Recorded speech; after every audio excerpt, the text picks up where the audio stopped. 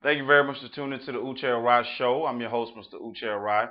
Continuing our conversation about foreign affairs, and then we're going to move on to some local issues and talk about some politics, presidential race, and so on and so forth.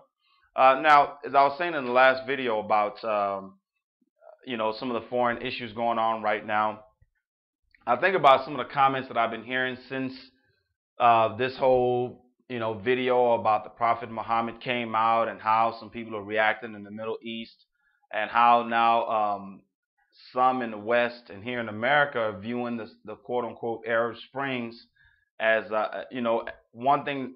People originally touted it as a great act of democracy. It started with the vendor in Tunisia that set himself on fire and then just erupted from there. It was a good thing. All these dictators that have been presidents for life were now finally being run out of town. Okay, we had Egypt's Hosni Mubarak, who had been president for almost 40 years, finally stepped down and is on his deathbed now, so they say. Libya's Muammar Gaddafi was finally killed by his own citizens. So there were a lot of countries who their powers that be now realize that hey, these people actually are the ones with the power. But what struck me was hearing people on the right, hearing Republicans, hearing just the xenophobic people that live in this country say that we should have supported Mubarak. We shouldn't have let Mubarak get thrown out of power. Some people even had the goal to say, see what happened? Muammar Gaddafi's gone. Now Libya is in the hand of terrorists. I'm like, really? I'm like, so you would tell the family members of the Pan Am flight that was blown up by the Lockerbie bomber that it's a good thing that Muammar Gaddafi is still in power? You would tell the millions of Egyptians that have had family members killed or arrested by Hosni Mubarak's regime, you would tell them that he was a good leader? I hate it when some Americans or people in power believe that a dictator is good when a dictator is good to them. Okay? Forget how that leader treats his people, but long as that leader is cool with America, hey, peace in the Middle East. That can't be the way. We can't. George Bush went to war in Iraq and Afghanistan because he quote unquote wanted to bring democracy to the Middle East. Although he really just wanted he was just restarted the Crusades and really wants to get this oil-rich land that these Arabs are sitting on. But he said that he wanted to bring democracy to the Middle East. I mean, this is what democracy looks like in its infancy. It's kind of crazy before people realize that, however passionate they are about their religion, you don't always have to burn American flags or scale the fence of U.S. embassies. So, this, we can't now say the Arab Spring was great, but now that these people are getting out of control, we need to get a dictator back in there. Because I remember when I was watching the first Gulf War, and when I used to hear people talk about democracy in the Middle East, I have debates with total strangers at bars and whatnot. That's the kind of guy. I'm that guy that would start talking to you in the line at the DPS over politics. I'm that guy.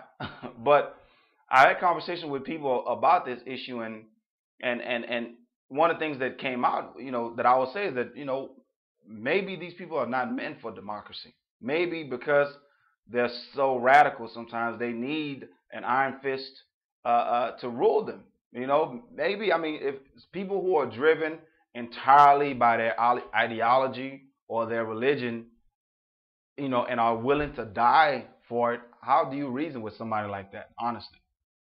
But since we are on the path to democracy, we can't abandon that path because of this. One of the things that I noticed and I heard enlightened people from the Middle East say about the whole protest over the Prophet Muhammad, video, one of the things that they said is that most of the people that you see out there are not the most educated of that particular population. Okay, these are either the students or the poor people, the people that are easily influenced. It wasn't the wealthy people who are out there. Those people were sitting in their air conditioned houses. They were sitting in their office. They were still making money. It was just the young people and the people who aren't that educated that are out there, because some of them haven't even seen this video. They've had people tell them about it, so they went out and started protesting and burning American flags. But we can't abandon that. I mean, they have to go through it, and they have to get to the process to where they're electing their leaders. On that issue, and then I'll be done with foreign policy.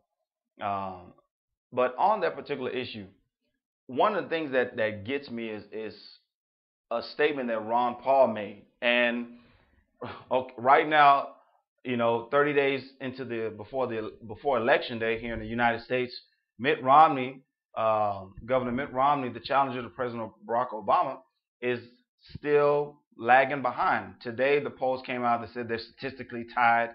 Last week, Obama was beating him by 10 points, and is still currently beating him by 10 percentage points in some of the swing states.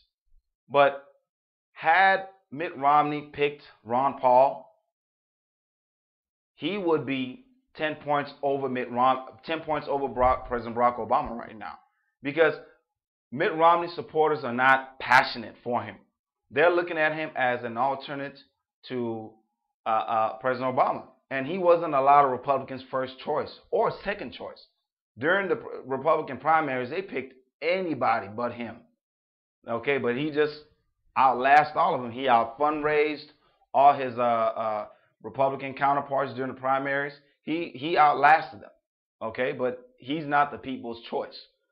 For the Democrats, President Obama is the people's choice. Okay, and his supporters, such as myself, are passionate about him. Romney doesn't have that support.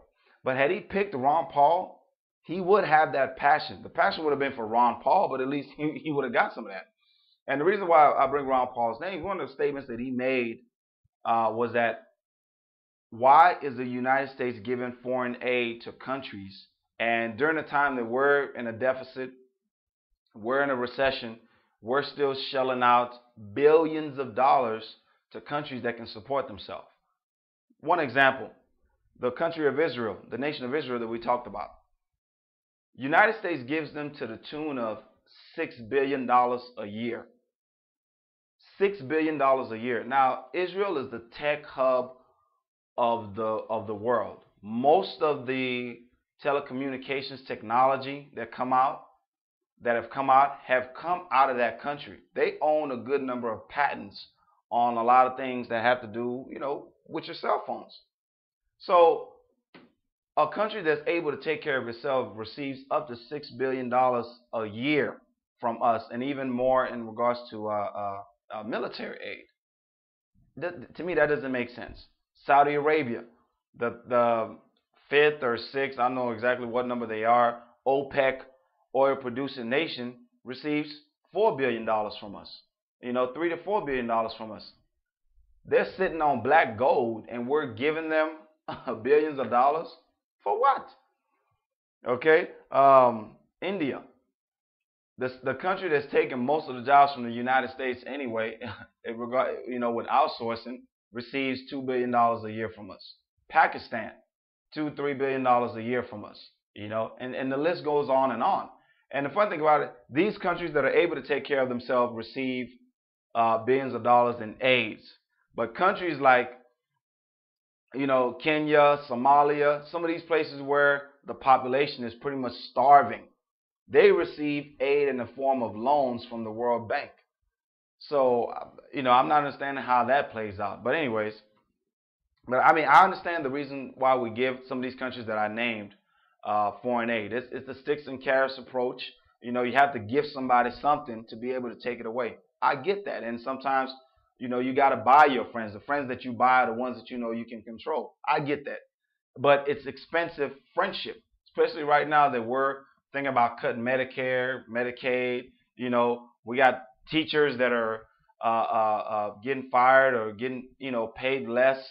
But at the same time, we're giving billions of dollars to countries that you know can afford to take care of their own people. I don't get that. I don't get that. But so moving on to politics here in the United States, we have debates coming up finally. We're finally going to get that Pacquiao and Mayweather fight in politics that I've been waiting on. And that's going to be the first debate between President Barack Obama and Governor Mitt Romney. It's going to be taking place on Wednesday. Find a watch party to watch it at because it will be fun. I'll be at one. But I'm looking forward to the debate. Now, the news people are saying that most likely Mitt Romney is going to win that debate, and he may. He's been practicing for almost 8 years for this opportunity to get to this stage, and he's been debating his butt off. So he may, but at the same time, don't underestimate President Barack Obama. Barack Obama hasn't had a cakewalk of a first term. He's been arguing with every Republican he's run into since he came into office, or I'll say every Republican has been arguing with him. And I think he has some built-up frustration that he will take out on Romney. Now, my early analysis for the debate will be that neither candidate will come out too strong. Nobody wants to look overly aggressive, because if you're overly aggressive, that can be conveyed as being desperate. Okay, and if you ask Republicans, they're saying that Obama's desperate right now and he's going to lose. If you ask Democrats, they're saying that Romney's desperate right now and he's going to lose. So neither one of those guys are going to come out there and be overly aggressive. Now, keep in mind, a lot of Romney supporters have told him to be more aggressive and have told him that they want to see a fight. So he might come out there and be aggressive, but Obama is not. A lot of people have read Obama's body language going into this campaign and are calling him arrogant. Now, when I hear a white person or one of these white commentators call President Barack Obama arrogant, to me, it's their way of saying that a confident black man who knows what he's talking about is arrogant. And it kind of slides into that ABM complex, angry black man, like an intelligent black man who's passionate about something, somehow it comes off as being angry. So Obama understands that narrative is out there, and he has to, if you notice him in this first term, it's like he doesn't get angry.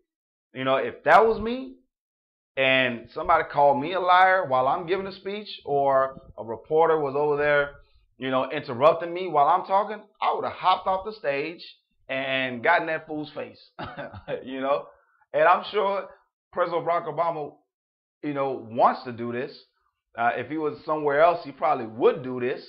Behind closed doors, he probably checks his people. But in front of the cameras, he understands that he has to look like this.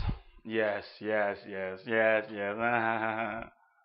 being interviewed by Fox News reporters, and they're just disrespecting him, cutting him off, and he just stays cool. And a lot of people call him the cool president because if he really gets upset like he wants to, they're gonna call him the angry black man.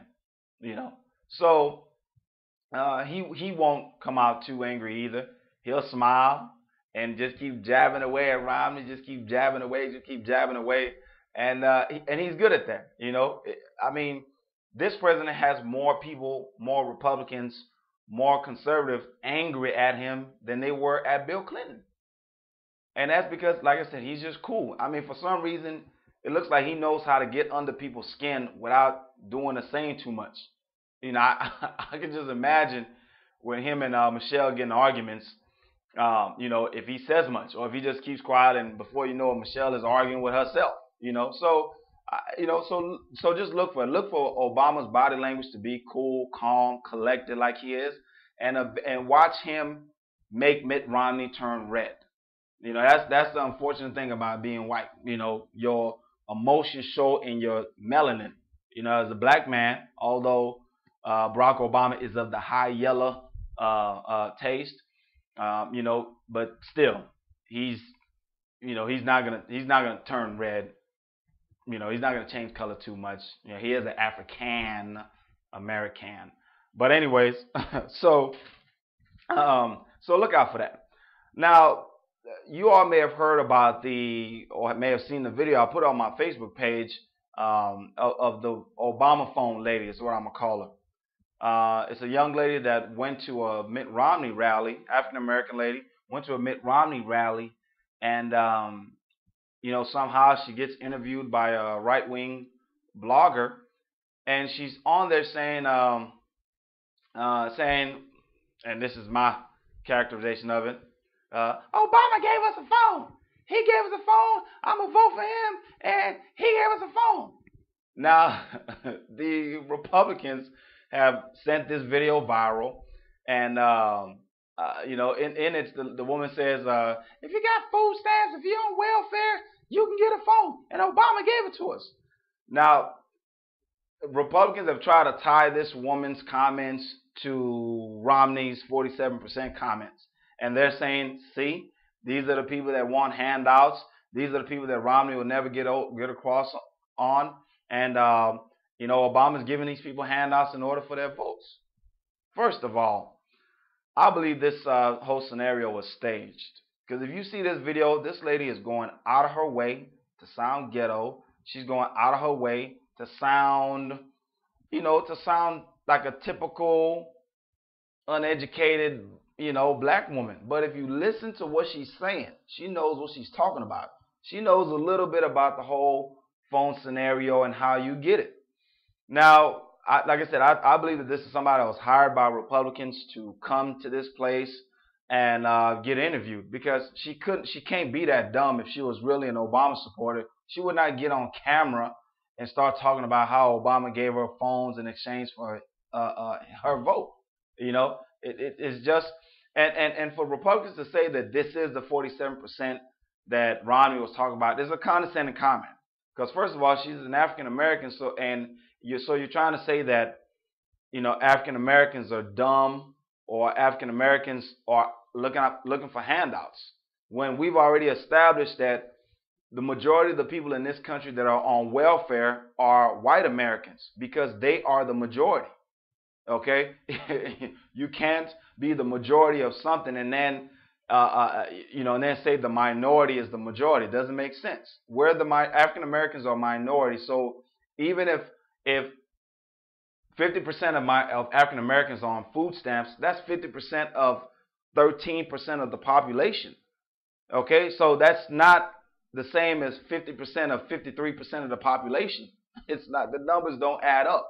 So so the narrative is not there. It's mostly white Americans that are on food stamps, not black Americans, first of all.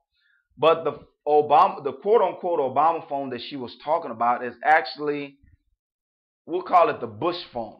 There's a program that was put in place during the Bush administration to give low income people and senior people telephones. This is mainly meant to be a safety issue. And you only get like 200 minutes per month. Okay, high school kids use 200 minutes in a week. So this is not a lot of minutes. It's really meant for people to be able to, poor people and seniors who live alone, to be able to make emergency calls